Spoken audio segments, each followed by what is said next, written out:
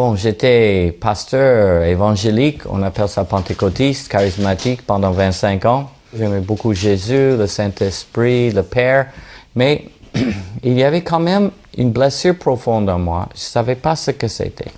Et cette blessure se manifestait en ce que j'avais du mal à garder l'intimité de communication avec les personnes les plus proches de moi, surtout mon épouse, mes enfants. Et j'avais une mesure de compassion pour les gens qui souffraient, mais je n'arrivais pas à communiquer cette compassion, cette miséricorde à ceux qui étaient les plus proches de moi.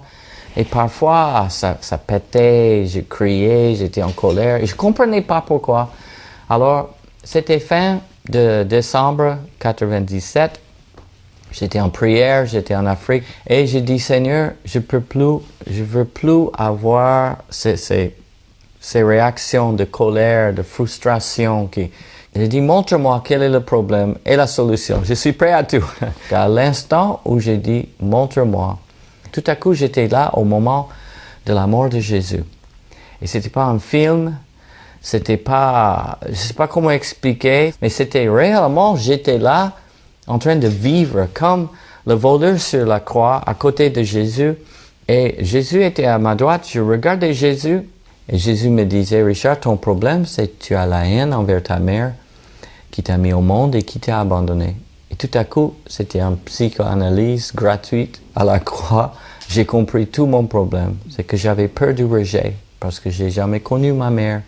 Je pouvais pas confier mon cœur à qui que ce soit, même mon épouse.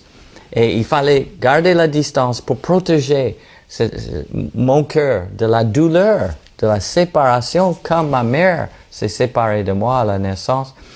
Mais Jésus se tournait vers moi une deuxième fois et j'entends, « Et tu as la haine envers ma mère, Marie? » Ah, j'avais jamais pensé à Marie. Mais là, quelque chose s'est cassé en moi et j'ai compris que la transformation de l'amertume en miséricorde se ferait à travers Marie. Et j'ai commencé à pleurer, à sangloter. J'avais 51 ans, il y a 11 ans. Je ressentais que pour la première fois de ma vie, je pouvais aimer avec un amour plein de tendresse, de bonté, de douceur, de bonté douce, j'appelle ça. Et c'était extraordinaire, c'était plus qu'une guérison d'une maladie physique. C'était vraiment, je savais qu'il m'avait touché. Et j'ai entendu Jésus dire, Richard, voici ta mère. Je partage ma mère avec toi. Et moi, je comprenais rien dessus, mais je savais que Marie était la solution. J'ai dit oui à Marie. Marie a dit oui à Richard. Tout a bouleversé dans notre vie. On est tombé amoureux de Marie. On a commencé à prier comme il faut. Et puis, j'ai compris que Jésus n'est pas simplement une tête, mais il a un corps. Et s'il a un corps, le cou, c'est Marie.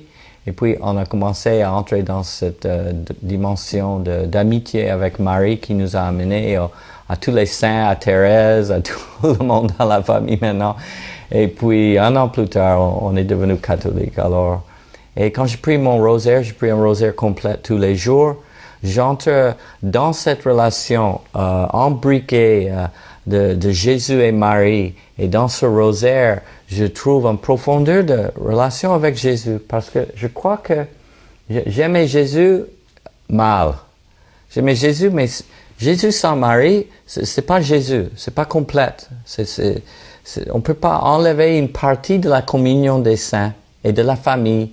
Et je crois que c'est Marie qui fait le catalyseur pour comprendre ce que c'est que la famille de Dieu qui est l'Église, voilà.